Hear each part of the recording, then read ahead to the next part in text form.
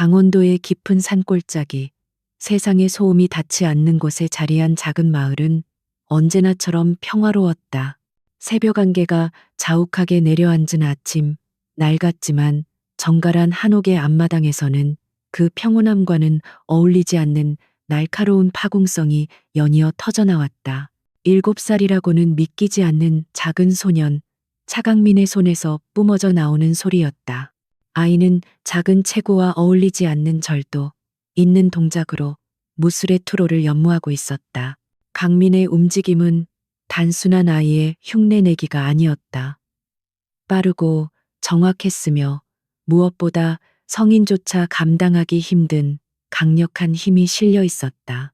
아이가 내질은 주먹은 공기를 갈랐고 발차기는 바람을 찢었다. 그 모든 과정을 마루에 앉아 지켜보는 어머니 한서연의 눈빛은 날카롭고 진지했다. 그녀는 다정한 어머니이자 동시에 냉정한 스승이었다. 그녀의 눈에는 아들을 향한 사랑과 함께 한순간도 놓치지 않으려는 팽팽한 긴장감이 서려 있었다. 강민아, 호흡이 흐트러졌어. 힘은 하체에서부터 끌어올리는 거다. 내 안의 힘을 느끼고 그것을 통제하는 법을 배워야 해. 서연의 목소리는 부드러웠지만 그 안에는 거스를 수 없는 단호함이 있었다. 강민은 땀으로 흠뻑 젖은 얼굴로 고개를 끄덕이고는 다시 자세를 가다듬었다. 아이에게 깃든 비범한 힘은 축복이자 동시에 위험한 저주였다. 서연은 아들이 그 힘의 주인이 되지 못하면 언젠가 그 힘에 삼켜지리라는 것을 알고 있었다. 이 힘의 근원은 서연 자신도 완전히 이해하지 못하는 그녀의 가문의 대대로 내려오는 비밀과 관련이 있었다. 혹은 그녀가 필사적으로 도망쳐온 과거의 어떤 사건과 연관되어 있을지도 몰랐다. 그녀가 아들에게 무술을 가르치는 것은 단순한 단련이 아니었다. 그것은 생존을 위한 싸움의 기술이었고 세상으로부터 자신들을 지키기 위한 유일한 방패였다. 격렬한 수련이 끝난 뒤에야 두 사람은 평범한 모자의 모습으로 돌아왔다. 서연은 아들의 땀을 닦아주며 따뜻하게 웃었고 강민은 엄마의 품에 안겨 어리광을 부렸다. 부엌에서 함께 아침을 준비하는 그들의 모습은 세상 어느 가족보다 다정하고 행복해 보였다. 하지만 그 평화로운 일상 속에서도 불안의 그림자는 존재했다. 강민은 가끔씩 세상 밖의 이야기를, 특히 화려한 도시 서울에 대해 묻곤 했다. 엄마, 서울은 어떤 곳이에요? 텔레비전에서 보면 엄청 높고 빛나는 건물들이 많던데. 아이의 순수한 호기심은 서연의 가슴을 아프게 찔렀다. 그녀는 아들에게 평범한 삶을 선물해주고 싶었지만 그럴 수 없었다. 그들이 사는 이 깊은 산골은 아들을 지키기 위한 요새이자 동시에 감옥이었다. 아들이 자신의 아빠에 대해 물을 때면 그녀는 슬픈 미소를 지으며 말을 돌릴 수밖에 없었다. 같은 시각 강민이 동경하는 도시 서울의 중심 율감그룹의 본사 빌딩은 또 다른 종류의 전쟁이 한창이었다. 최상층의 회장실에서 그룹 총수인 차진우는 냉혹한 표정으로 회의를 주재하고 있었다. 그는 적대적 M&A를 통해 경쟁사를 무너뜨리는 마지막 과정을 지휘하고 있었다. 그의 말 한마디에 거대 기업의 운명이 결정되었고 수천 명의 삶이 뒤바뀌었다. 그는 이 콘크리트 정글의 최상위 포식자였다. 회의가 끝난 후 최측근인 최진혁 실장이 그에게 다가와 조용히 보고했다. 회장님, 이번 일로 양태섭 회장 쪽의 반발이 거셉니다. 신변에 위협이 될 만한 움직임이 포착되었습니다. 하지만 진우는 대수롭지 않다는 듯 서류의 서명을 계속했다. 패배한 개는 짓기 마련이지 경호 인력이나 2배로 늘리도록 해. 그의 목소리에는 자신감과 오만함이 가득했다. 그는 세상에 자신을 위협할 존재는 없다고 믿었다. 하지만 그런 그에게도 숨겨진 상처는 있었다.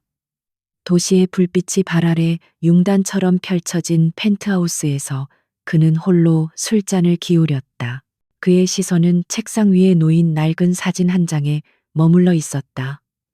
사진 속에는 7년 전 자신의 곁을 바람처럼 떠나버린 여자 한서연이 환하게 웃고 있었다.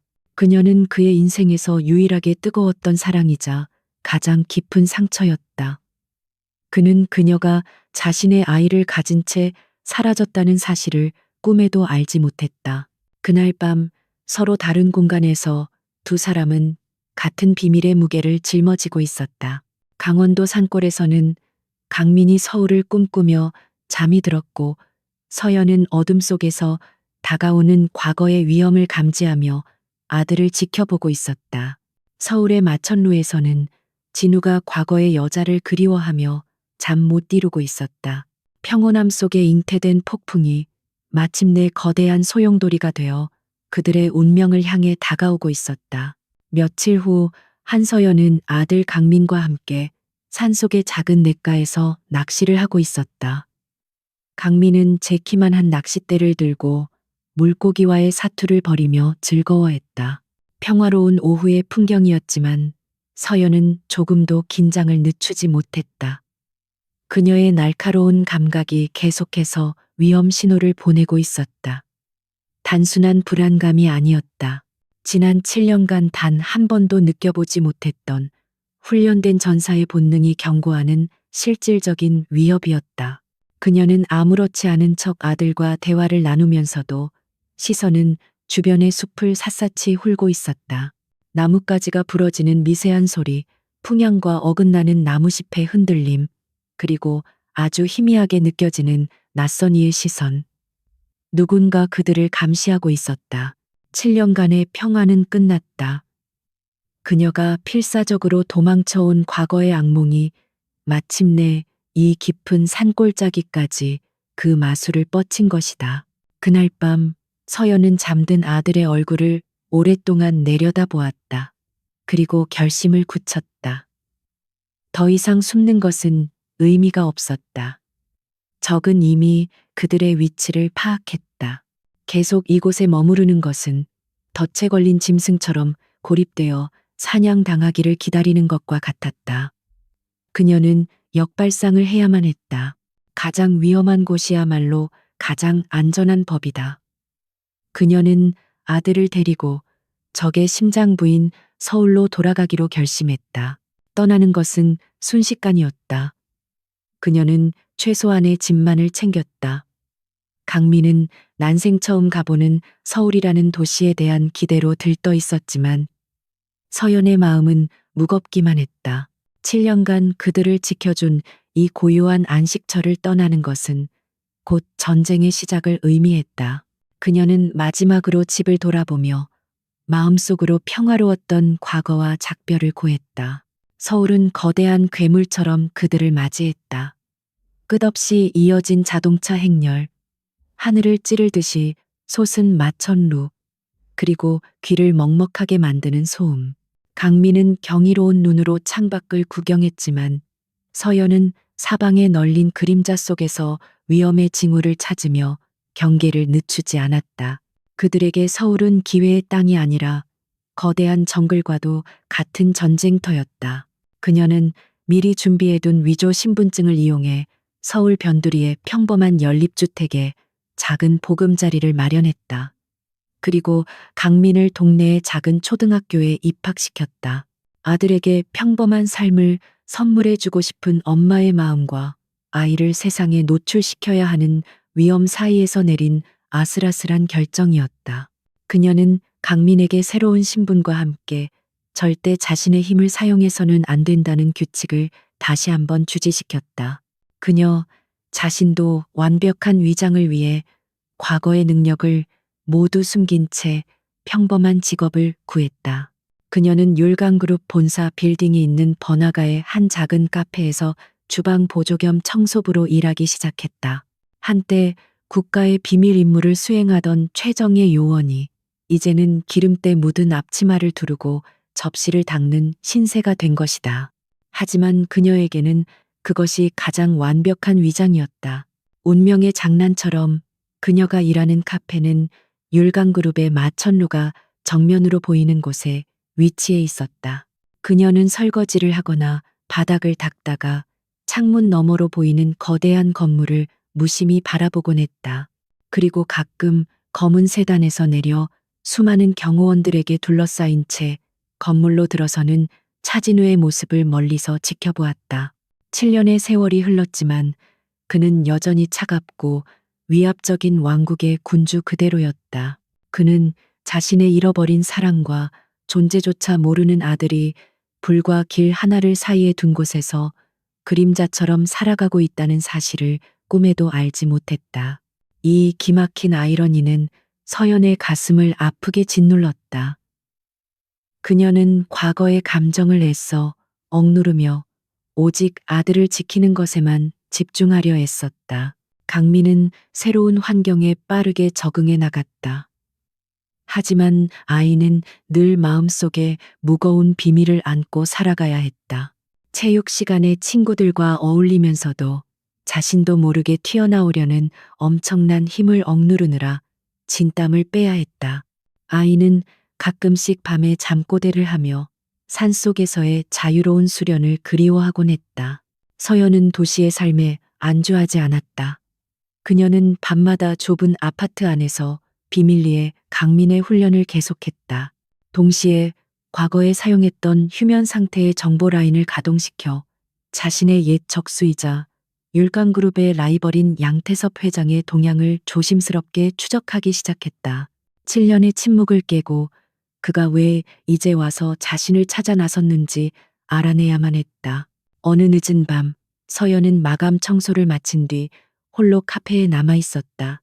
길 건너편의 율강타워는 대부분의 불이 꺼져 있었지만 맨 꼭대기 회장실에서는 여전히 환한 빛이 새어나오고 있었다. 그가 저곳에 있었다. 아직도 일에 미쳐 살고 있는 변하지 않은 남자. 그녀는 깨끗하게 닦인 유리창에 비친 자신의 모습을 보았다. 지치고 초라한 청소부. 그녀는 차가운 유리창에 손을 대었다.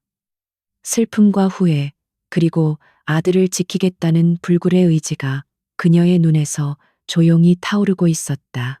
두 개의 세상은 마침내 한 곳에서 만났고 거대한 폭풍이 다가오고 있었다. 서울에서의 새로운 삶이 시작된 지 한 달이 지났다. 차강민은 학교 생활에 제법 익숙해졌지만 아이의 마음속에는 늘 채워지지 않는 호기심이 자리 잡고 있었다. 특히 엄마 한서연이 그토록 가지 말라고 경고했던 거대한 빌딩들이 숲처럼 솟아있는 도심은 아이에게 미지의 세계이자 동경의 대상이었다. 엄마가 카페로 일하러 간 어느 주말 오후 강민은 자신도 모르게 그 금단의 장소를 향해 발걸음을 옮기고 있었다. 율강그룹의 타워는 하늘을 찌를 듯이 솟아 있었다. 거대한 유리와 강철로 이루어진 건물은 아이의 눈에 마치 거인의 성처럼 보였다. 강민은 안전한 거리에서 성을 드나드는 화려한 사람들과 고급 자동차들을 신기하게 구경했다. 바로 그때였다. 건물의 거대한 회전문을 통해 한 남자가 걸어 나왔다. 수많은 사람들에게 둘러싸여 있었지만 그는 단연 돋보였다. 그가 바로 차진우였다. 강민은 그를 본 순간 숨을 멈췄다. 멀리서 본 적은 있었지만 이렇게 가까이서 그의 얼굴을 마주한 것은 처음이었다.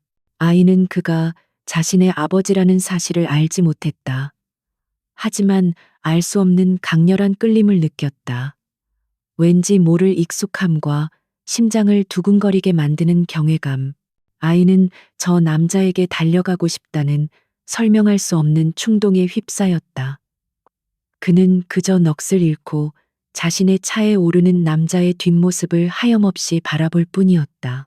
같은 시각 도시의 반대편에서는 차진우를 향한 어두운 음모가 꾸며지고 있었다. 양태섭 회장은 자신의 비밀 아지트에서 그림자처럼 서 있는 부하에게 최종 지시를 내리고 있었다. 이번에는 실수가 없어야 한다. 율강 타워의 지하 주차장. 그곳이 그의 무덤이 될 것이다. 그의 눈은 뱀처럼 차갑고 잔인하게 빛나고 있었다. 그는 차진우를 제거하고 율강그룹을 손에 넣기 위해 해외에서 악명 높은 용병들까지 고용했다. 한편 한서연은 자신의 정보망을 통해 양태섭이 최근 새로운 용병팀을 고용했다는 첩보를 입수했다. 그녀의 심장이 차갑게 내려앉았다. 그녀는 양태섭의 주된 목표가 차진우라는 것을 알고 있었다. 7년의 세월이 흘렀지만 여전히 그녀의 마음 한구석에는 그에 대한 미련과 연민이 남아 있었다. 하지만 그것보다 더 큰 감정은 아들 강민을 이 피비린내 나는 싸움에 휘말리게 할 수 없다는 절박함이었다. 그날 저녁 집으로 돌아온 서연은 강민의 입에서 나온 말에 피가 식는 듯한 충격을 받았다. 엄마, 오늘 엄청 크고 멋진 빌딩에 갔었는데 거기서 진짜 멋있는 아저씨를 봤어요. 서연은 아들의 순진한 자랑에 자신의 두 세계가 얼마나 아슬아슬하게 스쳐 지나갔는지 깨달았다.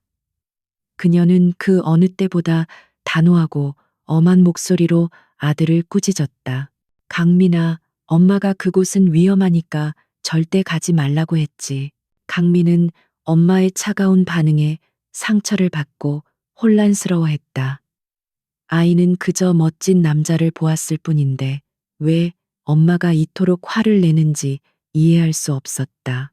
그 남자에게 느꼈던 강렬한 끌림과 엄마의 경고 사이에서 아이의 마음속에는 작은 갈등의 씨앗이 심어졌다. 그는 마지못해 다시는 가지 않겠다고 약속했지만 그의 마음은 이미 그곳을 향해 있었다.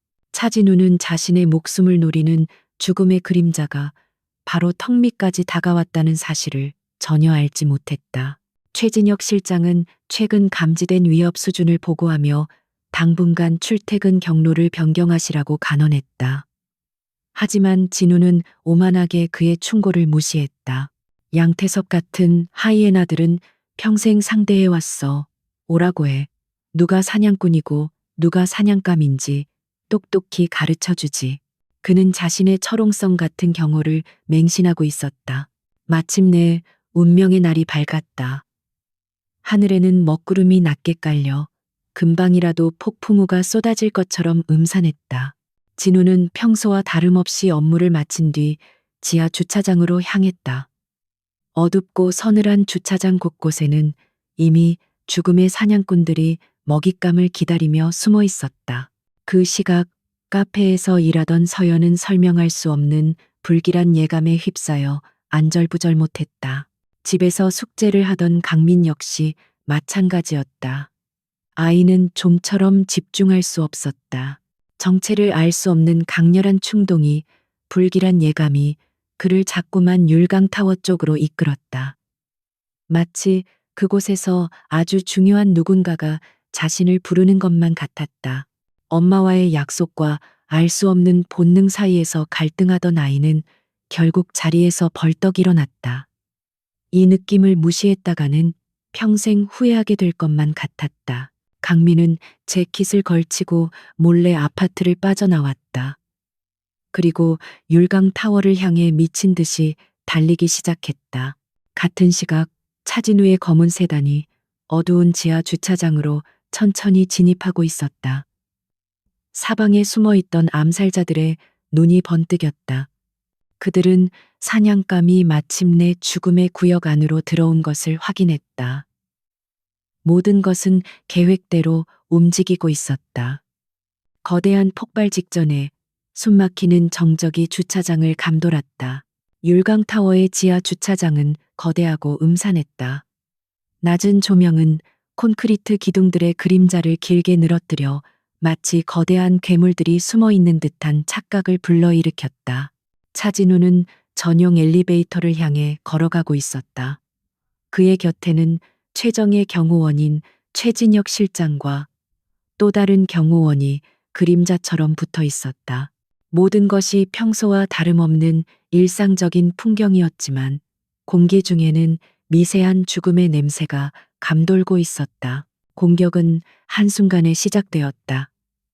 칠흑 같은 어둠 속에서 군사작전을 방불케 하는 정밀한 움직임으로 검은 옷을 입은 괴한들이 나타났다. 그들은 평범한 폭력배가 아니었다. 고도로 훈련된 용병들이었다.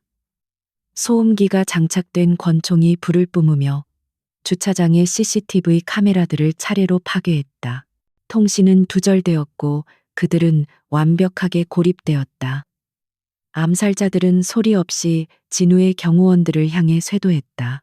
최진혁과 그의 동료는 대한민국 최고의 경호원이었지만 수적으로 절대적인 열세였다. 그들은 필사적으로 진우를 보호하며 싸웠지만 적들의 공격은 파도처럼 밀려왔다. 둔탁한 타격음과 날카로운 칼날이 부딪히는 소리가 어두운 주차장을 가득 메웠다. 경호원들은 자신의 몸을 방패 삼아 싸웠지만 하나둘씩 쓰러져 갔다. 최진혁은 팔에 깊은 자상을 입었지만 마지막 힘을 다해 진우를 엘리베이터 쪽으로 밀치며 외쳤다.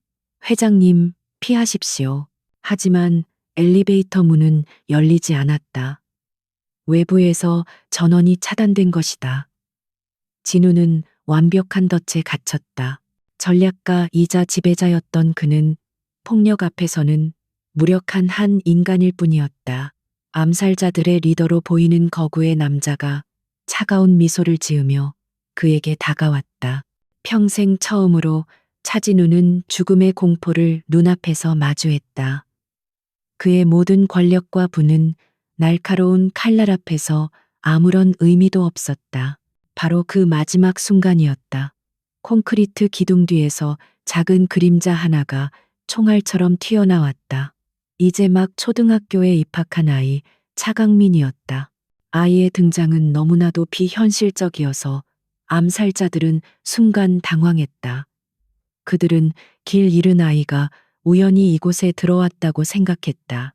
그것이 그들의 마지막 실수가 될 줄은 아무도 상상하지 못했다. 강민의 움직임은 아이의 것이 아니었다. 그것은 인간의 동체 시력으로는 따라잡기 힘든 잔상만을 남기는 섬광과도 같았다. 암살자의 리더가 진우를 향해 칼을 휘두르려는 순간 강민은 그의 손목을 정확하게 가격했다. 아이의 주먹이라고는 믿을 수 없는 엄청난 충격에 남자의 손목뼈가 부러지는 소리가 울려 퍼졌고 칼은 허공으로 날아갔다. 주차장은 순식간에 아수라장으로 변했다. 강민은 벽을 박차고 기둥 사이를 오가며 보이지 않는 폭풍처럼 암살자들을 쓰러뜨리기 시작했다. 아이는 살수를 쓰지 않았다. 하지만 그의 공격은 치명적이었다. 그는 정확하게 인체의 급소를 가격하여 상대를 무력화시켰다. 뼈가 부러지는 소리, 비명을 지를 틈도 없이 의식을 잃고 쓰러지는 육중한 몸들이 주차장 바닥에 널브러졌다. 남아있는 암살자들은 극심한 공포에 휩싸였다. 그들은 평생을 전장에서 살아온 베테랑들이었지만 이런 말도 안 되는 상황은 처음이었다.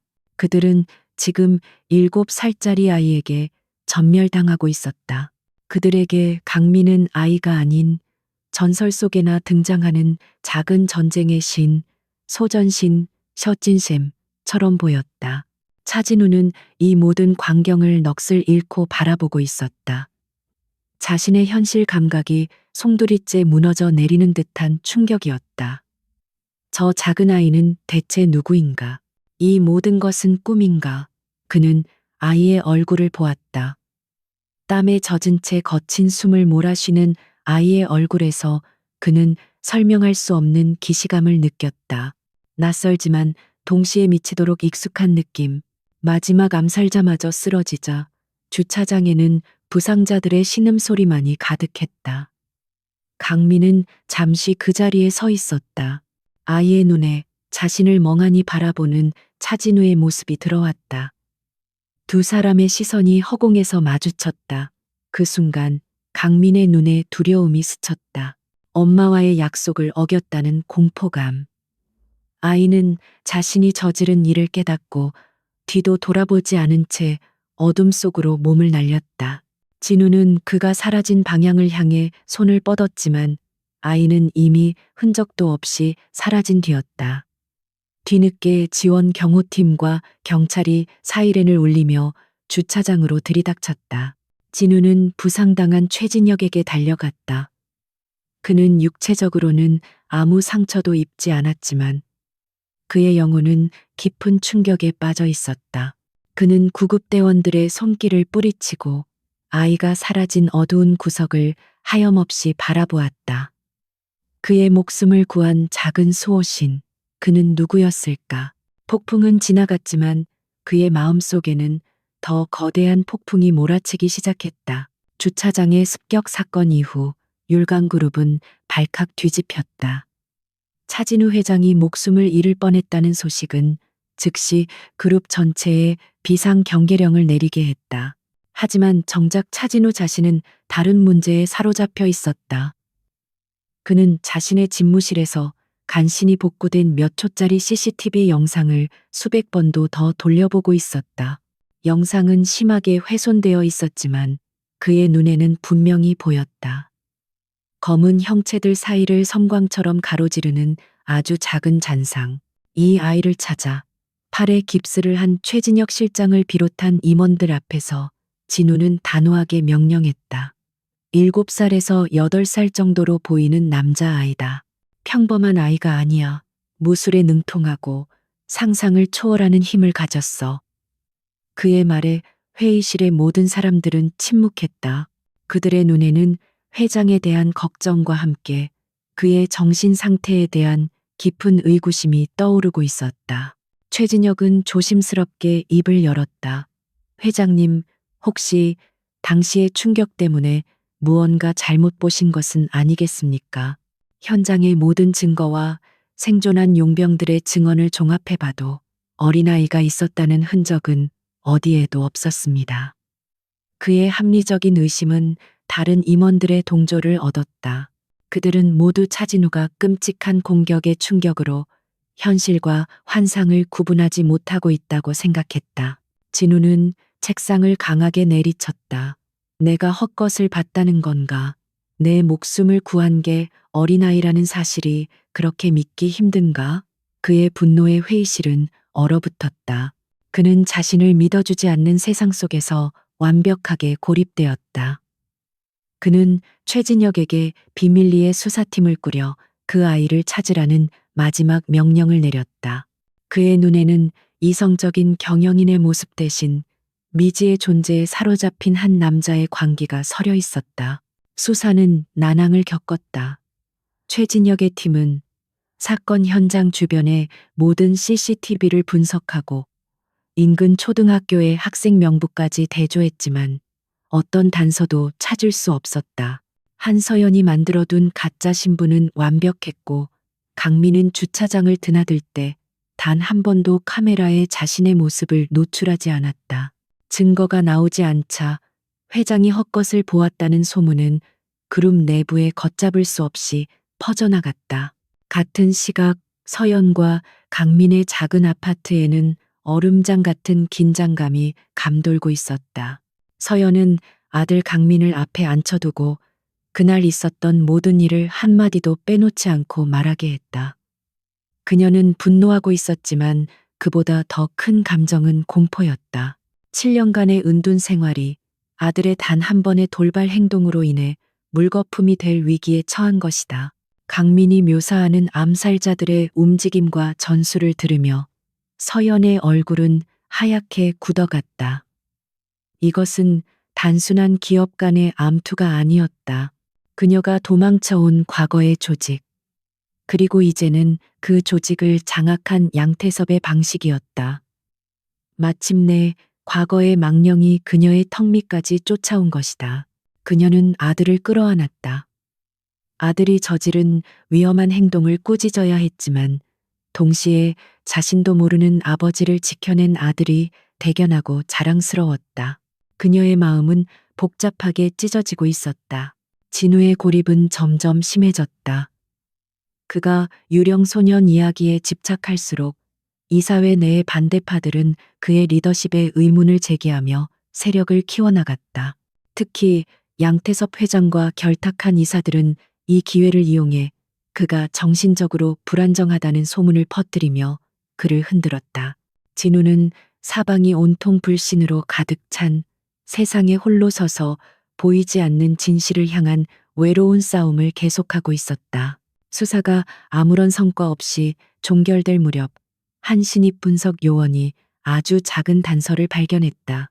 사건 발생 직후 율강 타워에서 몇 블록 떨어진 거리의 방범 카메라에 찍힌 흐릿한 영상이었다. 영상 속에서 한 작은 아이가 상식 밖의 속도로 골목을 달려가는 모습이 포착된 것이다. 화질이 너무 나빠 얼굴을 식별할 수는 없었지만 그 비정상적인 속도만은 명확했다. 그것은 결정적인 증거는 아니었지만 진우에게는 자신의 기억이 옳았다는 확신을 주기에 충분했다. 그 아이는 실존했다. 그는 회의론자들을 모두 배제하고 직접 수사의 전면에 나섰다. 그는 아이가 마지막으로 포착된 동네, 바로 서연과 강민이 살고 있는 그곳을 중심으로 모든 수사력을 집중시켰다.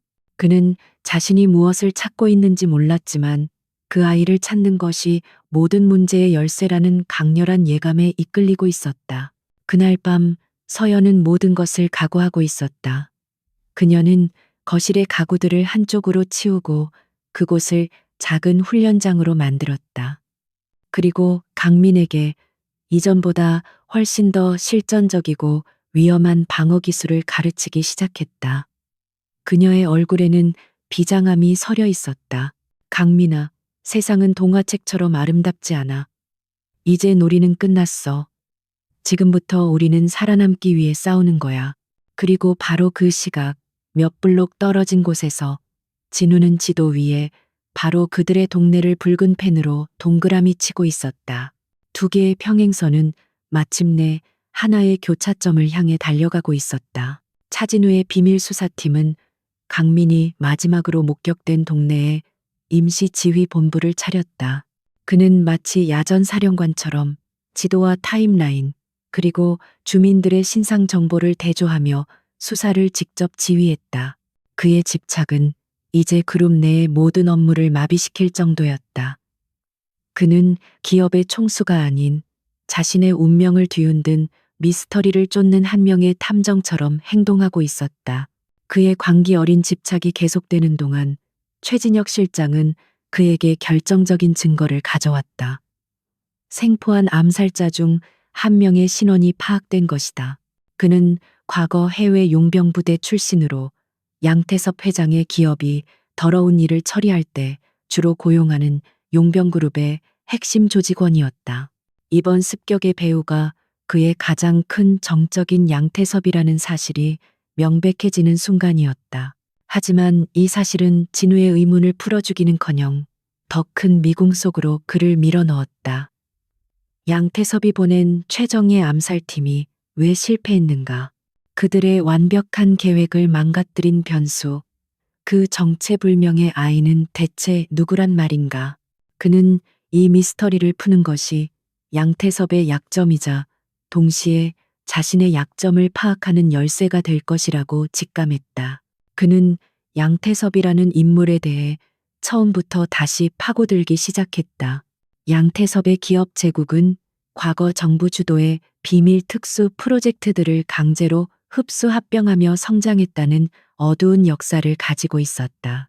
그 순간 진우의 뇌리에 잊고 있던 과거의 한 조각이 섬광처럼 스쳐 지나갔다. 한서연. 그녀는 고아였고 자신을 만나기 전 정체를 알 수 없는 국가기관에 소속되어 있었다고 했다. 그녀가 늘 이야기하기를 꺼려했던 과거, 불길한 연결고리가 그의 머릿속에서 희미하게 형태를 갖추기 시작했다. 그의 기억은 7년 전 행복했던 과거로 거슬러 올라갔다. 야심 넘치는 젊은 경영인이었던 자신과 모든 과거를 버리고 자신에게 온 똑똑하고 아름다웠지만 어딘가 비밀스러운 여자 한서연. 그들은 진심으로 사랑했다. 세상의 모든 것을 가졌다고 믿었던 그의 인생에서 가장 눈부신 시절이었다. 지금의 냉혹한 그에게서는 찾아볼 수 없는 따뜻한 미소가 그의 얼굴에 가득했던 때였다.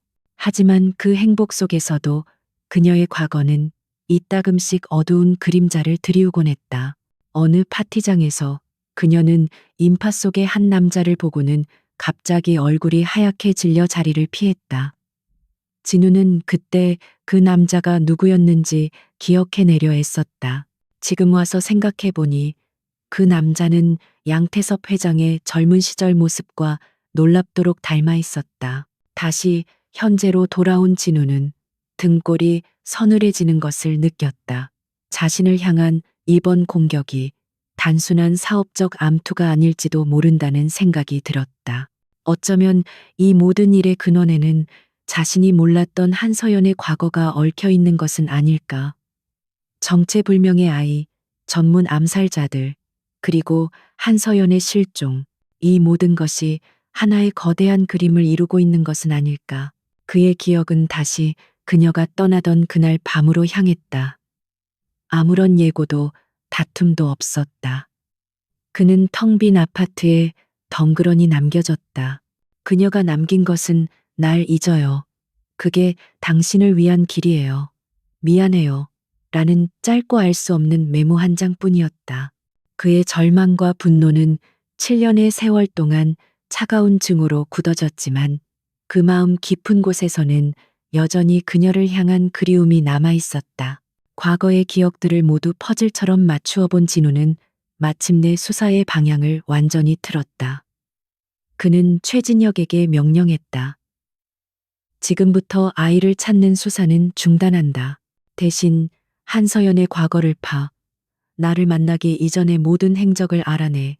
그녀가 몸담았던 국가기관이 어디였는지, 그리고 그녀와 양태섭 사이에 어떤 연결고리가 있었는지 전부 다 밝혀내. 그는 다시 책상 위에 놓인 아이가 달려가는 모습이 찍힌 흐릿한 사진을 내려다보았다. 그는 이제 사진 속의 아이에게서 미지의 구원자가 아닌 자신의 과거의 망령을 보고 있었다. 아이의 얼굴, 그 몸짓. 모든 것이 기묘하게 그녀를 떠올리게 했다. 과거의 족쇄가 그의 발목을 휘감으며 그가 감당할 수 없는 진실을 향해 그를 끌어당기고 있었다. 그는 수년 만에 처음으로 그녀의 이름을 나직이 읊조렸다. 서연아, 소년을 쫓던 추적은 이제 그가 잃어버린 여인을 쫓는 추적이 되어버렸다. 양태섭 회장은 분노에 휩싸여 있었다. 그는 자신의 정예 용병팀을 전멸시킨 것이 고작 7살짜리 아이 하나였다는 사실을 도저히 믿을 수 없었다. 하지만 부하들의 생생한 증언과 보고서는 한결같이 악마 같은 아이에 대해 이야기하고 있었다. 그 순간 양태섭의 머릿속에 과거의 한 조각이 떠올랐다. 국가의 비밀기관에서 인간의 신체 능력을 극대화하기 위해 진행했던 프로젝트 키메라. 그리고 그 프로젝트의 가장 뛰어난 결과물이었던 한서연. 모든 퍼즐이 맞춰졌다. 그 아이는 단순한 괴물이 아니었다. 한서연의 아들이었다. 그녀가 프로젝트의 모든 기술과 잠재력을 물려받은 결과물을 낳은 것이다. 양태섭의 눈이 탐욕으로 번뜩였다. 율강그룹 따위는 이제 시시하게 느껴졌다. 저 아이 하나만 손에 넣을 수 있다면 세상을 지배할 수 있는 힘을 얻게 될 터였다. 그의 목표는 차진우 암살에서 차강민 생포로 변경되었다. 그는 암살팀 대신 비살상 특수 장비로 무장한 전문 생포팀을 조직했다. 그리고 차진우의 수사팀이 집중하고 있던 바로 그 동네로 급파했다. 그들의 목표는 단 하나, 아이를 그의 어머니에게서 떼어내어 산채로 잡아오는 것이었다. 며칠간의 잠복 끝에 그들은 마침내 목표물을 특정했다. 동네 초등학교에 다니는 차강민과 인근 카페에서 일하는 그의 어머니 한서연이었다. 어느 평범한 오후였다. 강민은 학교를 마치고 친구와 함께 집으로 향하고 있었다. 엄마가 일하는 카페 앞을 지날 때쯤 갑자기 큰 길에서 요란한 소음과 함께 교통사고를 위장한 소동이 벌어졌다. 사람들의 시선이 모두 그곳으로 쏠린 틈을 타 검은 옷을 입은 남자들이 순식간에 강민의 친구를 제압하고 아이를 덮쳤다. 그들의 움직임은 고도로 훈련되어 있었고 모든 것은 계획대로 진행되는 듯했다. 강민은 엄마의 경고를 기억하며 최대한 힘을 드러내지 않으려 애썼다. 아이는 비범한 민첩성을 이용해 공격을 피하며 필사적으로 도망치려 했다. 하지만 생포팀은 보통의 아이가 아니라는 것을 이미 알고 있었고 그의 모든 퇴로를 차단하며 그를 외진 뒷골목으로 몰아넣었다. 막다른 길에 몰린 강민은 마침내 싸울 수밖에 없다는 것을 깨달았다. 바로 그 시각 차진우의 지휘본부 역시 결정적인 단서를 포착한 상태였다. 한서연의 과거 행적을 추적하던 중 그녀가 양태섭과 함께 프로젝트 키메라에 소속되어 있었다는 사실을 밝혀낸 것이다. 그리고 그들이 찾고 있던 유령 소년이 나타났던 동네의 한 카페에서 한서연과 동명이인이 일하고 있다는 사실까지 확인했다. 강렬한 예감에 이끌린 진우는 직접 현장으로 향했고 최진혁의 팀이 카페에 접근하는 것을 차 안에서 지켜보고 있었다. 카페 안에서 일하던 서연은 설명할 수 없는 불안감에 심장이 조여오는 것을 느꼈다. 어미의 본능이 비명을 지르고 있었다. 그녀는 하던 일을 내팽개치고 밖으로 뛰쳐나갔다. 그리고 아들이 학교에서 돌아오는 길목에서 벌어진 소동과 아들이 끌려 들어간 뒷골목을 발견했다. 그녀가 골목으로 뛰어 들어간 순간 생포팀 요원 하나가 강민에게 마취총을 겨누고 있었다. 그 순간 평범한 카페 종업원이었던 한서연은 사라졌다. 그녀는 과거의 그림자 속에 숨어 있던 국가가 만들어낸 최정예 인간 병기로 돌아왔다. 그녀의 움직임은 아들 강민의 원초적인 힘과는 달랐다. 수년간의 훈련으로 완성된 오차없는 기술과 냉혹한 효율성.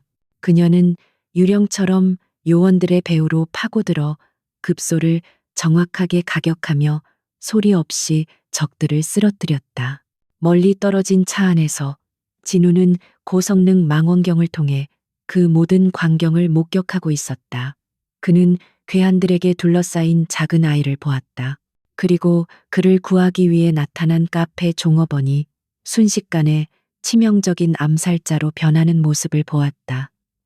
그는 아이를 지키기 위해 싸우는 그녀의 얼굴을 똑똑히 보았다. 한서연, 그의 심장이 멎는 듯했다.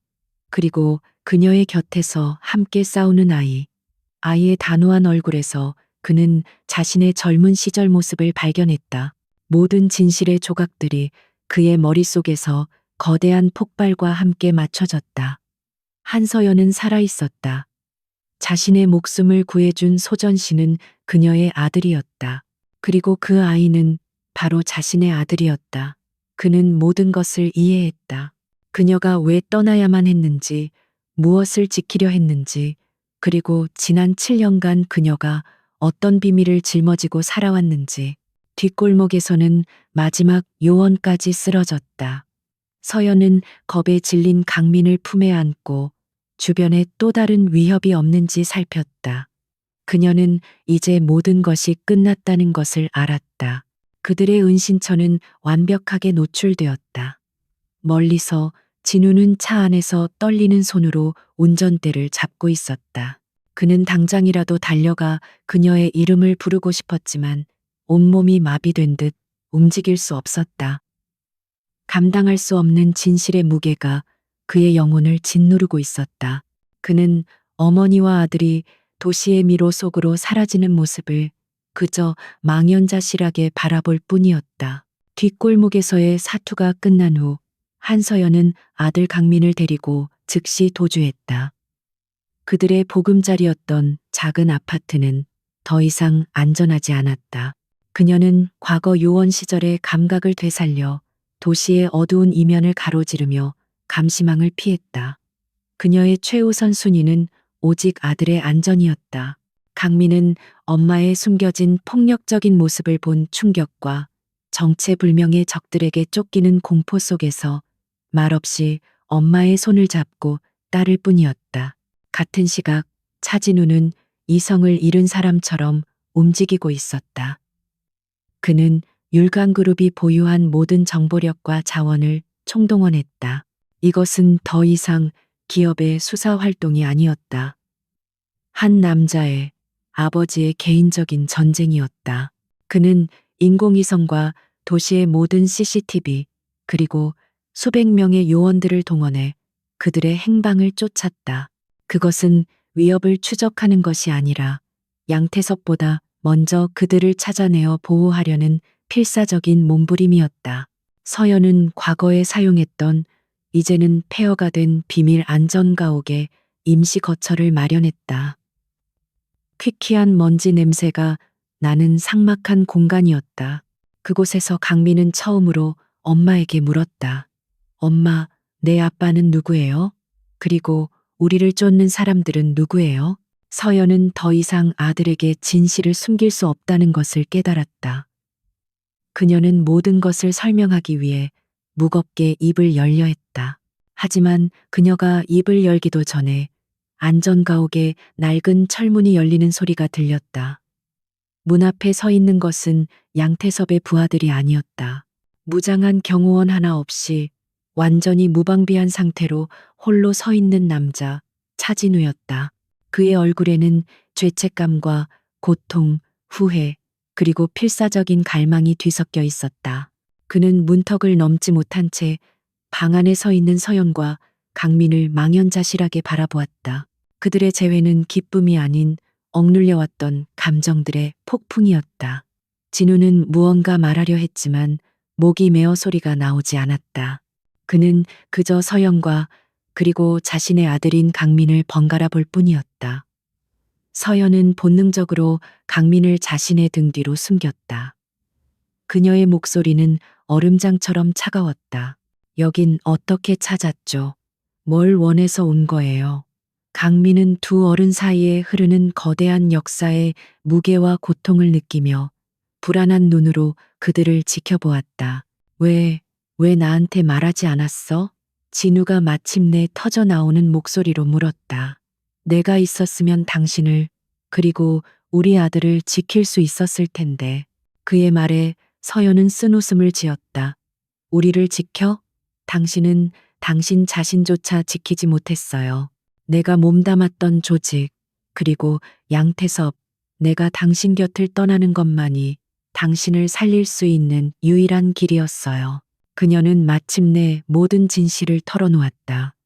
프로젝트 키메라의 끔찍한 진실과 자신을 향한 양태섭의 비정상적인 집착, 그리고 그녀의 실종이 진우를 조직의 표적에서 지우기 위한 유일한 선택이었다는 것을. 만약 조직이 자신에게 진우의 아이가 있다는 사실을 알았다면 그 아이를 무기 삼아 진우의 모든 것을 파괴했을 것이라고. 그녀의 설명은 진우에게 또 다른 지옥을 선사했다. 그는 지난 7년간 그녀가 자신을 증오해서 떠났다고 믿어왔다. 하지만 그녀의 떠남은 자신을 구하기 위한 희생이었다는 진실과 마주해야만 했다. 그는 7년 동안 자신을 구한 여자를 원망하며 살아온 것이다. 그는 자신의 아들, 자신의 눈을 꼭 닮은 아이를 보았다. 자신 때문에 7년간 그림자 속에서 살아와야만 했던 아이. 죄책감이 그의 심장을 짓눌렀다. 진우는 망설이며 강민에게 다가갔다. 그리고 아이의 눈높이에 맞춰 무릎을 꿇었다. 아들과의 첫 만남. 아버지가 아들에게 건네는 첫 마디. 그는 무슨 말을 해야 할지 알 수 없었다. 그는 그저 떨리는 목소리로 속삭였다. 고맙다. 나를 구해줘서. 강민은 남자의 얼굴에 서린 깊은 고통을 보며 피하지 않고 그의 눈을 마주 보았다.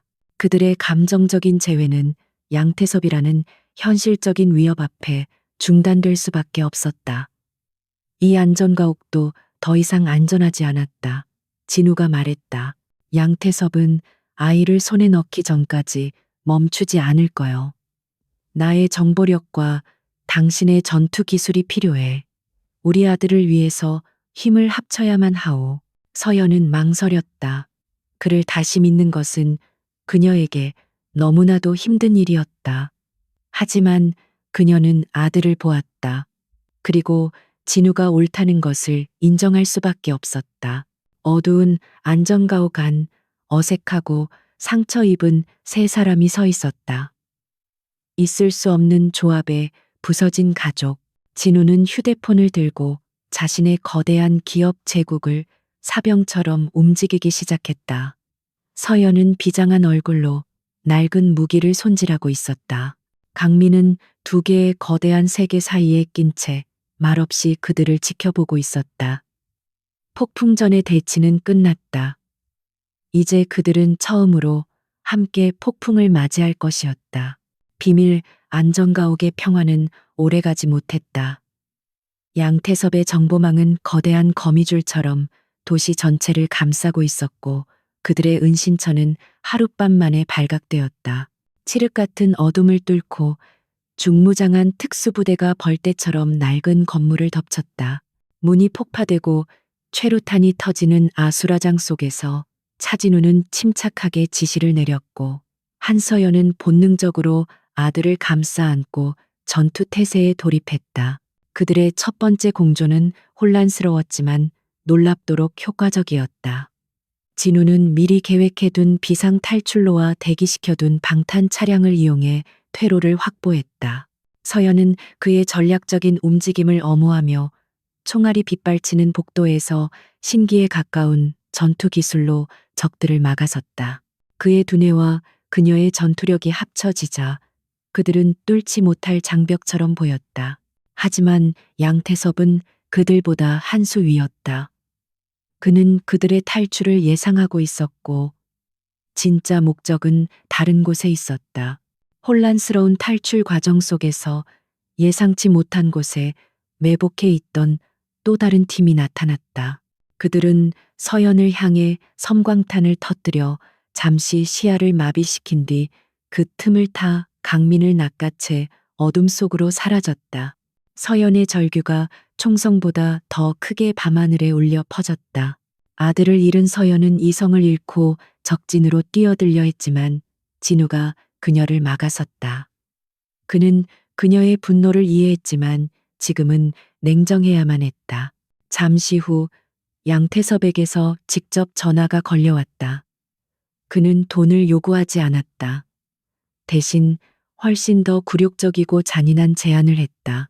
24시간 안에 율강그룹의 경영권을 포기하고 자신에게 넘기라는 것이었다. 그러면 아이를 돌려주는 것을 고려해 보겠다고.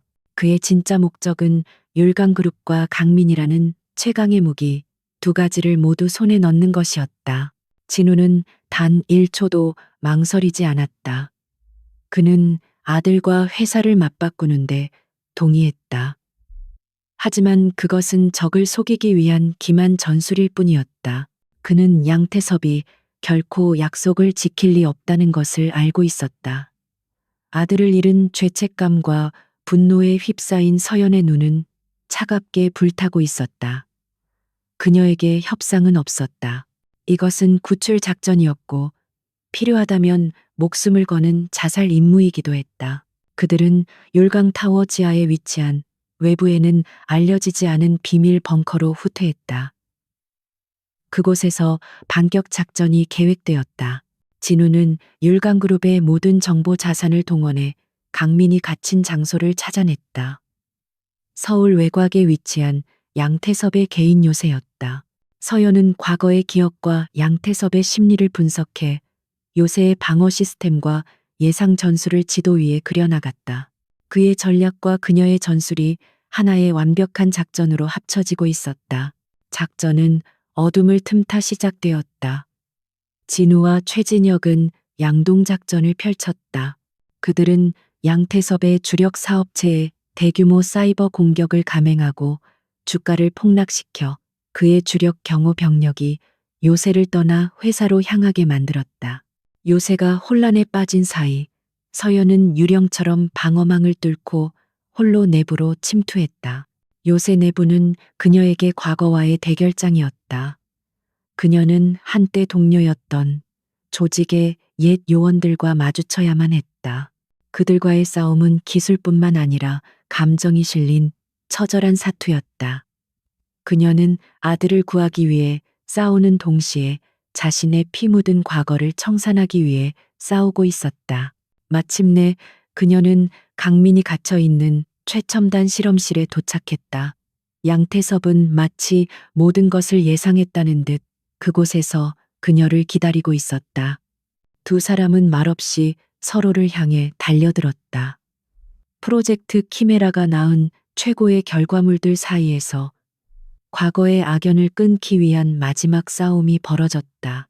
그들의 싸움이 격렬해지는 동안 약기운에서 깨어난 강민은 엄마가 위험에 처한 것을 보았다.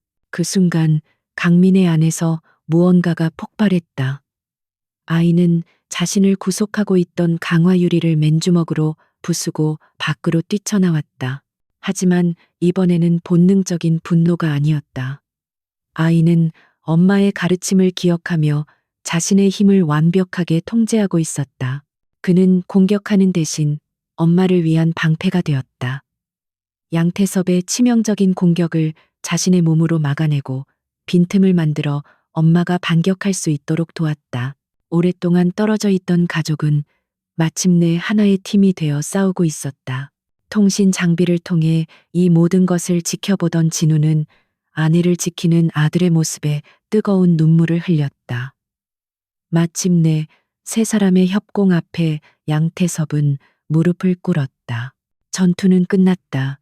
진우의 지원 병력이 요새를 장악했고 진우 자신도 실험실로 달려왔다. 그는 피와 먼지로 뒤덮인 채 서로를 부축하고 서 있는 서연과 강민을 보았다. 7년 만에 처음으로 세 사람은 낯선 이방인이나 적이 아닌 함께 피를 흘린 하나의 가족으로 마주섰다. 양태섭 회장과 그의 비밀 조직이 소탕된 후 대한민국은 한동안 떠들썩했다. 거대 기업들 뒤에 숨겨진 추악한 범죄들이 드러나면서 재계와 정계는 거대한 홍역을 치러야만 했다. 하지만 폭풍이 핥히고 지나간 자리에는 아이러니하게도 고요한 평화가 찾아왔다. 차진우와 한서연, 그리고 차강민, 세 사람에게도 새로운 시작을 위한 시간이 주어졌다. 모든 사건이 끝난 후 그들은 차진우의 펜트하우스에서 어색한 동거를 시작했다. 7년이라는 시간의 강은 생각보다 깊었고 세 사람은 이름만 가족일 뿐 실제로는 가장 가까운 타인과도 같았다. 진우는 아들에게 아버지가 되어주기 위해 노력했지만 평생을 경영인으로만 살아온 그에게는 모든 것이 서툴렀다. 서연은 과거의 상처와 경계심을 완전히 거두지 못했고 강민은 갑자기 생긴 아버지라는 존재 앞에서 어떻게 행동해야 할지 몰라 혼란스러워했다. 진정한 변화는 차진우 자신에게서 시작되었다. 그는 그룹의 긴급 이사회를 소집해 회장직에서 물러나겠다는 폭탄 선언을 했다. 그의 결정에 이사회는 발칵 뒤집혔지만 그의 의지는 단호했다. 그는 지난 세월 동안 자신이 놓치고 살았던 것이 무엇인지 아들을 통해 그리고 서연을 통해 뼈저리게 깨달았다. 그는 더 이상 제국의 왕이 아닌 한 아이의 아버지로 살아가고 싶었다. 그의 결정은 서연의 마음을 움직였다. 그녀는 양태섭의 몰락과 함께 자신을 올가매던 과거의 족쇄에서 완전히 해방되었다. 그녀는 더 이상 누군가의 아내라는 이름 뒤에 숨어 살고 싶지 않았다. 그녀는 자신의 과거 경험과 능력을 살려 기업 범죄나 거대 조직의 폭력에 희생된 사람들을 보호하기 위한 비영리 재단을 설립하기로 결심했다. 그녀는 자신의 상처를 다른 이들의 상처를 치유하는 힘으로 승화시키려 했다. 두 사람의 변화의 중심에는 강민이 있었다. 아이는 새로운 학교에 입학했다. 진우는 자신의 모든 영향력을 동원해 아들의 특별한 능력을 이해하고 보호해 줄 수 있는 최적의 환경을 만들어 주었다. 강민의 훈련은 계속되었지만 이제 그 목적은 생존이 아닌 자신의 재능을 이해하고 올바르게 통제하기 위함으로 바뀌었다. 진우는 서툰 솜씨로 아들과 캐치볼을 하고 숙제를 봐주며 한 걸음씩 진짜 아버지가 되는 법을 배워나갔다. 어느 날 밤 도시의 야경이 내려다 보이는 펜트하우스의 테라스에서 진우와 서연은 7년 만에 처음으로 진솔한 대화를 나누었다. 그들은 서로의 상처와 실수를 이야기했고 잃어버린 시간에 대해 아파했다. 그들의 사랑이 과거처럼 다시 타오를 수는 없을지도 몰랐다. 하지만 그들은 과거의 연인이 아닌 아들의 미래를 함께 책임져야 할 동반자로서 앞으로 나아가기로 약속했다.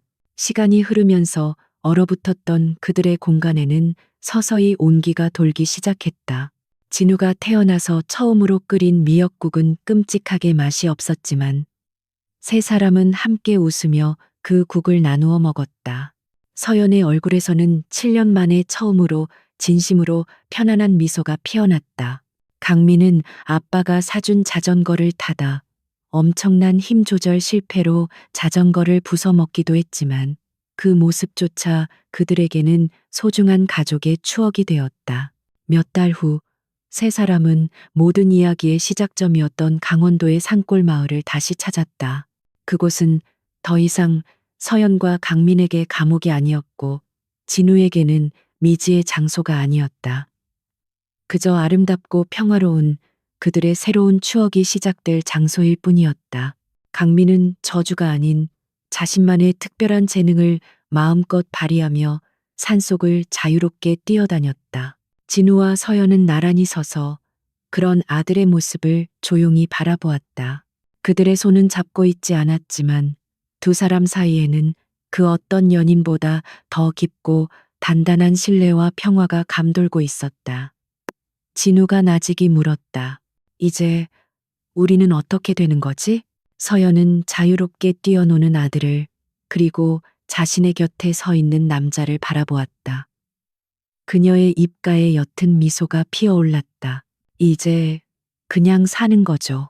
그녀의 단순한 대답 속에는 그들이 함께 겪어온 모든 고통과 상처, 그리고 그것을 이겨낸 사람만이 가질 수 있는 깊은 지혜가 담겨 있었다. 그들의 미래는 여전히 불확실했지만 이제 그들은 더 이상 혼자가 아니었다. 광활하고 아름다운 산의 풍경 속에서, 불꽃 속에서 다시 태어난 작은 가족이 새로운 시작을 향한 첫걸음을 내딛고 있었다.